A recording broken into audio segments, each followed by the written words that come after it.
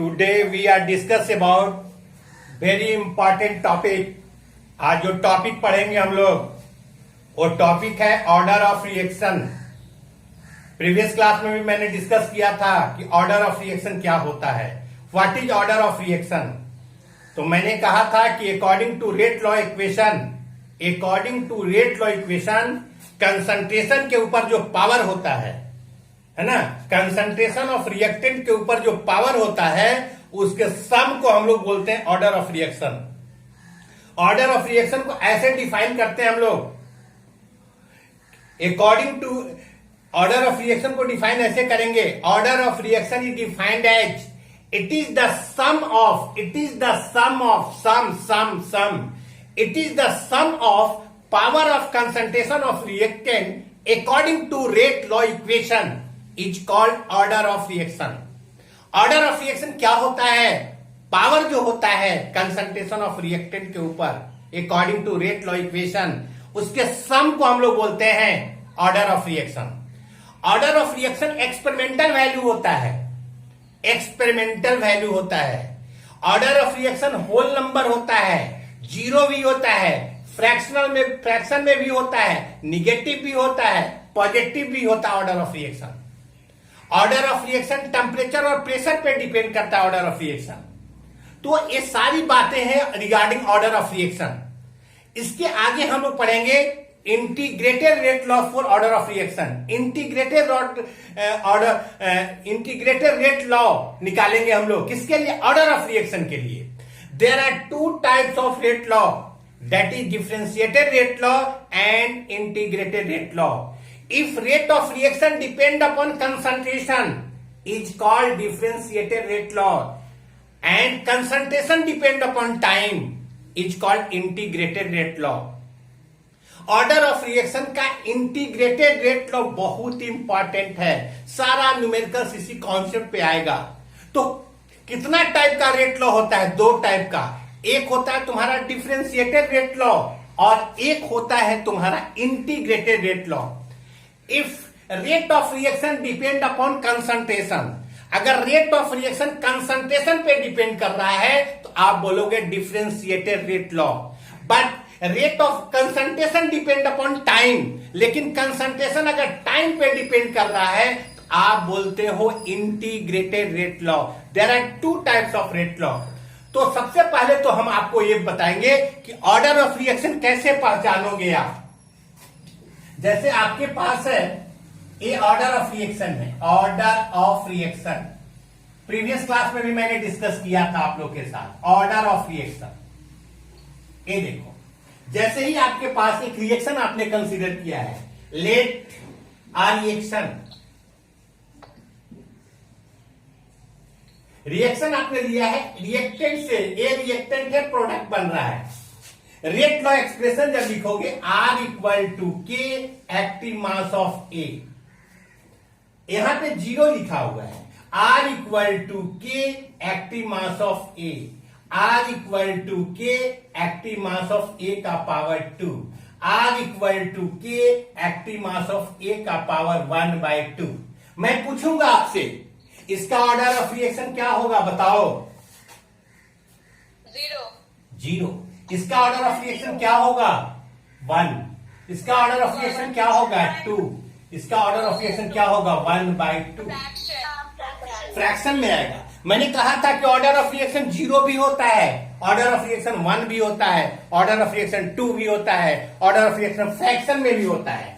जैसे एक और एग्जांपल लेते हैं, let A plus B product बन रहा है, इसका कोफिशिएंट A था, इसका कोफिशिएंट B है, लेकिन इसका चेंज ऑफ कंसंट्रेशन अल्फा है, इसका चेंज ऑफ कंसंट्रेशन बीटा है।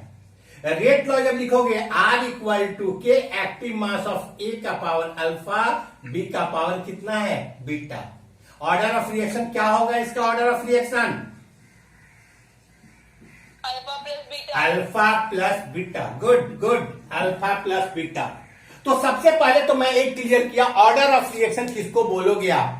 तो ऑर्डर ऑफ रिएक्शन क्या होता है? सम होता है, sum power of concentration of reactant according to rate law equation, आप बोलेंगे ऑर्डर ऑफ रिएक्शन।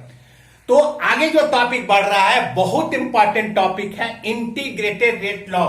इसमें इंटीग्रेशन करके हम लोग उसका वैल्यू निकालेंगे। इंटीग्रेटेड रेट लॉ बोलेंगे। इंटीग्रेटेड मतलब इंटीग्रेशन से निकालते हैं हम लोग। मैथ में होता है इंटीग्रेशन, कैलकुलस में आता है डिफरेंशिएशन, इंटीग्रेशन, ये सब आता है, डबल इंटीग्रेशन आता है, ये सारा आता है तुम्हारा। तो आगे जो टॉपिक है बढ़ रहा है, बहुत इंपॉर्टेंट टॉपिक, हेडिंग देंगे हम लोग integrated rate law. Integrated rate law लिखेंगे हम लोग integrated rate law. Integrated rate law for किसके लिए? For zero order reaction. Zero order reaction.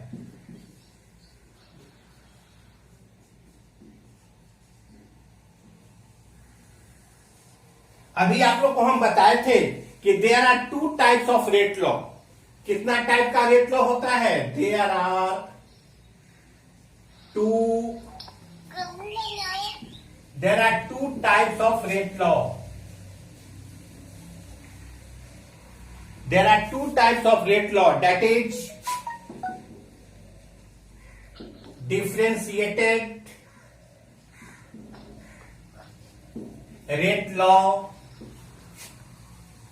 and integrated rate law. Integrated rate law, दो टाइप का रेट लॉ होता है। कौन कौन? एक होता है, साउंड को म्यूट करो सब लोग। दो टाइप का रेट लॉ होगा, differentiated rate law and integrated rate law. If rate of reaction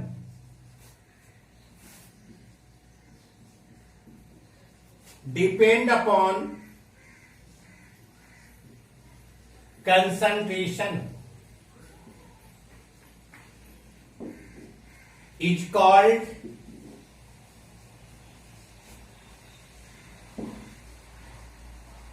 differentiated rate law. कौन रेट लॉ है? differentiated rate law। इसको बोलेंगे differentiated rate law। but concentration depend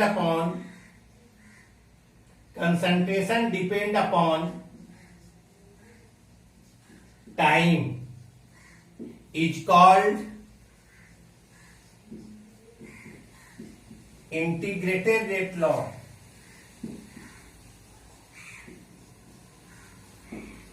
दो टाइप का रेट लॉ होता है, डिफरेंशिएटेड रेट लॉ एंड क्या होता है? Integrated rate law.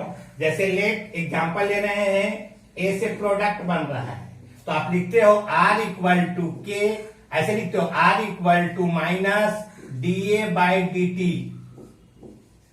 Equal to K active mass of A का पावर 0 है। जैसे ही 0 है मतलब कौन ऑर्डर रिएक्शन हुआ है इसका? बता दो हमको। Zero order reaction. तो there are two types of rate law, that is differentiated rate law and integrated rate law.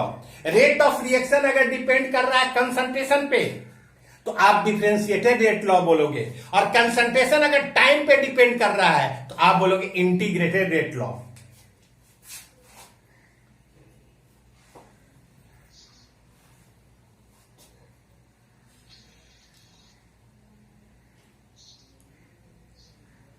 तो हम लोग इंटीग्रेशन निकालने जा रहे हैं, इंटीग्रेटेड रेट लॉ निकालने जा रहे हैं जीरो ऑर्डर रिएक्शन के लिए।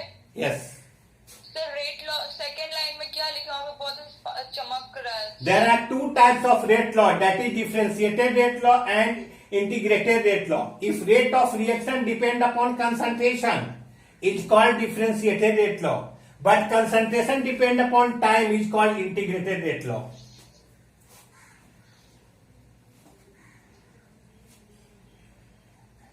ये सर लिख लिया।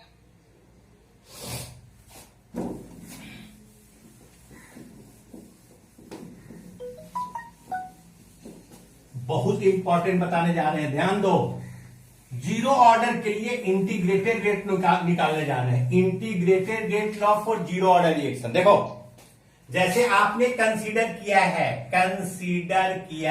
आपने कंसीडर अ रिएक्शन, आपने एक रिएक्शन लिया है, रिएक्शन है ए से बन रहा है प्रोडक्ट, तो आप इसका लिखते हैं rate equal to minus D A by D T equal to K active mass of A आपको रेट लॉ सिखाया है लिखने के लिए, ए आपको इंस्टेंटेनियस रेट ऑफ रिएक्शन लिखने के लिए बताया था। रेट निकालने का दो कॉन्सेप्ट पीछे आप पढ़ लिए थे। ए डिफरेंशिएटेड रेट लॉ हुआ, जब इसका इंटीग्रेशन करेंगे, आफ्टर इंटीग्रेशन जब इंटीग्रेशन करोगे इसको, तो आपको मिलेगा क्या, A T equal to A not minus K T. यहां पे ए नॉट क्या है, ए टी क्या है, where A T is concentration after time T, A naught is initial concentration,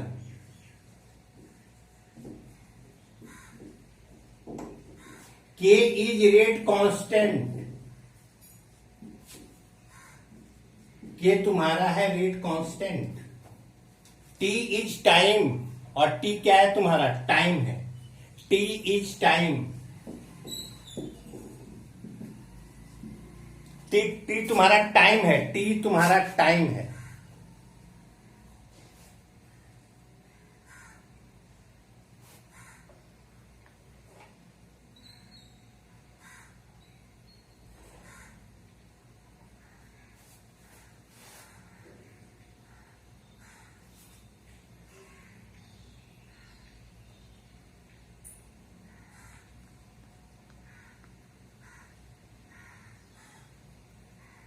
ठीक है, बोलो।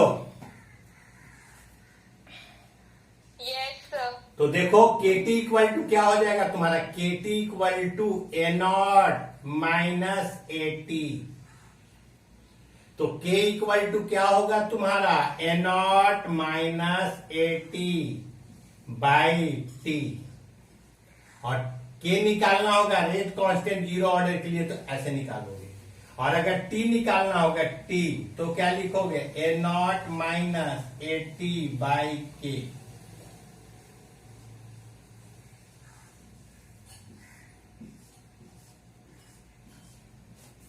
तो ए तुम्हारा इंटीग्रेटेड रेट लॉ का कंसेप्ट है, A T equal to A not minus K T.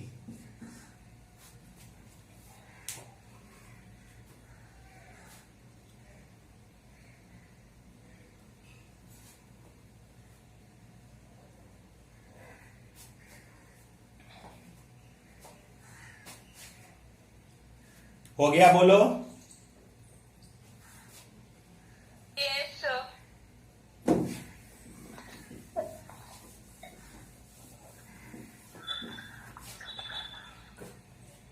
सबको हो गया ना?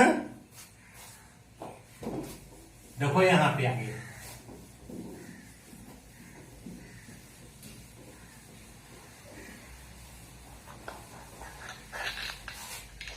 नेक्स्ट देखो आप लोग।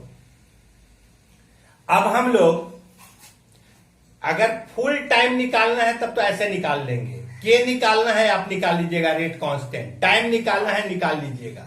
लेकिन अगर कहता है कि टी हाफ निकालो, हाफ लाइफ निकालने के लिए बोलेगा, हाफ लाइफ, न्यू वर्ड यहां पे आ गया, हाफ लाइफ। हाफ लाइफ का मतलब समझना होगा, बहुत सारे आपको मिलेगा, हर जगह मिलेगा हाफ लाइफ, हाफ लाइफ। तो व्हाट इज हाफ लाइफ? तो 50% रिएक्शन को कंप्लीट करने में जो टाइम रिक्वायर्ड होता है उसको बोलते हैं half life. The time required for completion of 50% of reaction is called half life. The time required for completion of 50% of reaction, 50%, the time required for completion of 50% of reaction is called half life. ठीक है, half life किसको बोलोगे? तो अभी हम लोग half life निकालने जा रहे हैं, half life for zero order reaction, zero order reaction. Sound को म्यूट करो। सर नहीं दिख रहा। नहीं दिख रहा है।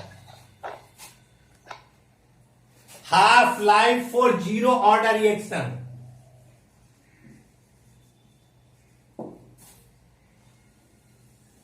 हाफ लाइफ किसके लिए? जीरो ऑर्डर रिएक्शन के लिए हाफ लाइफ देखने जा रहे हैं हम लोग। हाफ लाइफ क्या होता है?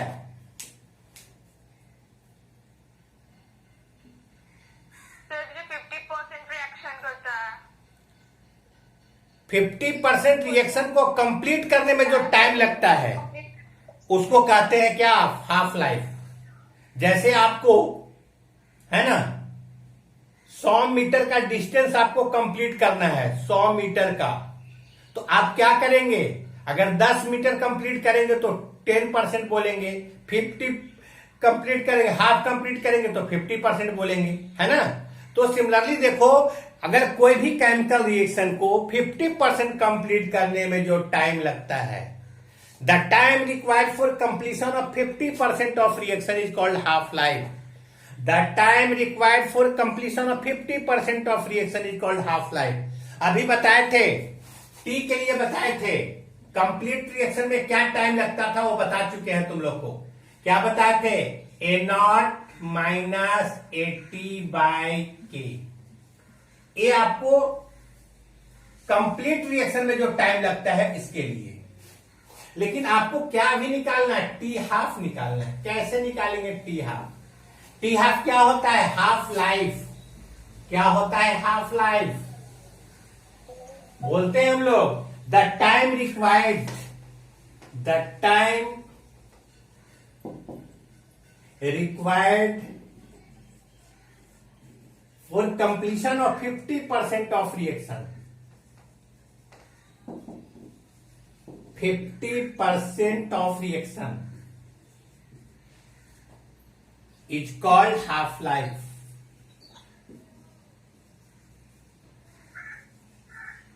अभी तुम लोग को हम बताए थे एक फॉर्मूला जीरो ऑर्डर के लिए, AT equal to A0 minus KT। अभी बताए थे तुमको। तो KT इक्वल टू क्या हो गया था? KT इक्वल टू था A0 minus AT। Half life के लिए जब लेंगे हम लोग, हाफ लाइफ के लिए, तो T इक्वल टू लोगे T half. T equal to क्या लेंगे? T half. और AT इक्वल टू क्या लोगे आप? A0/2। वैल्यू को पुट करो आप यहां पे। KT है तुम्हारा, K और T के प्लेस पे क्या लिखोगे? T half equal to A0 minus AT के प्लेस पे क्या लिखोगे? A0/2 लिखोगे ना, बोलो। तो KT हाफ इक्वल टू क्या हो जाएगा? A0/2। तो T हाफ इक्वल टू क्या होगा? A0/2K। ये तुम्हारा हाफ लाइफ निकला जीरो ऑर्डर रिएक्शन के लिए, हाफ लाइफ। कुछ नहीं किए, फार्मूला पे पुट किए हैं, K है, T के प्लेस पे क्या लिखे? T हाफ A0, और AT के प्लेस पे क्या लिखोगे? A0/2। तो KT हाफ इक्वल टू क्या हो गया तुम्हारा? A0/2। तो T हाफ इक्वल टू क्या हो गया? A0/2K। जीरो ऑर्डर के लिए है तुम्हारा।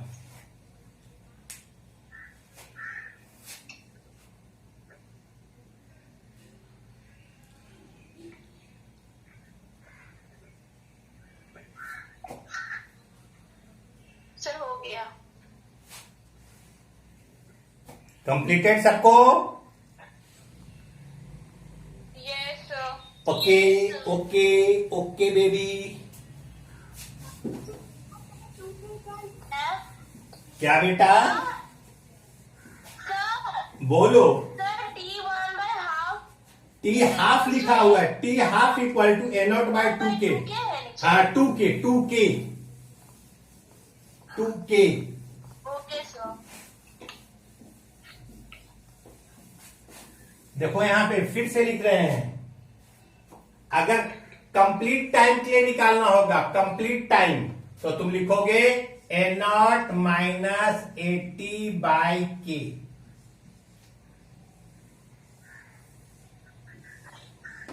अगर टी हाफ के लिए लिखना होगा, हाफ लाइफ के लिए, तो क्या लिखोगे? A0/2K। जीरो ऑर्डर के लिए ग्राफ होता है, जीरो ऑर्डर के लिए ग्राफ देखो, ये तुम्हारा टाइम है एक्स एक्सिस, ये तुम्हारा वाई एक्सिस है, और ये तुम्हारा क्या है? ये तो टाइम है तुम्हारा, और एक कंसंट्रेशन ऑफ रिएक्टेंट है। इसका ग्राफ आता है निगेटिव स्लोप। प्रीवियस क्लास में मैंने सारा ग्राफ बताया था। निगेटिव स्लोप कौन स्लोप है तुम्हारा? मैंने बताया था y equal to C minus mx। इसका जो ग्राफ आता है निगेटिव स्लोप का ग्राफ आता है। बताए थे कि y और x क्या है? एक्सिस है। C तुम्हारा क्या है? इंटरसेप्ट है। m तुम्हारा स्लोप है। m तुम्हारा स्लोप है, स्लोप। यहां पे स्लोप जो आ रहा है निगेटिव स्लोप है, निगेटिव स्लोप। तो एक कंसंट्रेशन ऑफ रिएक्टेंट है और ये तुम्हारा क्या है? टाइम। तो ग्राफ था y equal to C minus mx, negative slope का ग्राफ होता है। तो एक ग्राफ तुम्हारा जीरो ऑर्डर के लिए, जीरो ऑर्डर।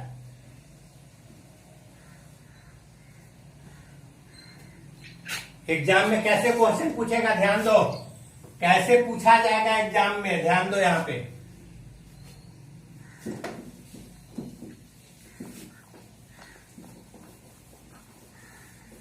एग्जाम में कैसे पूछा जाएगा, देखो ऐसे पूछेगा, आपको ग्राफ दे देगा, सिर्फ ग्राफ देगा, सिर्फ ऐसे। ये देखो ऐसे कंसंट्रेशन ऑफ रिएक्टेंट है, टाइम है। फर्स्ट आपसे पूछेगा है ना, write order of reaction. Second, write unit of K for zero order reaction. Write unit of K for zero order reaction. Third आपसे बोलेगा rate expression, rate expression according to rate law, according to rate law. बताओ इसका order क्या होगा? Zero order. हाँ, तो first का answer लिखना जीरो ऑर्डर। सेकेंड, इसका यूनिट क्या होगा के का?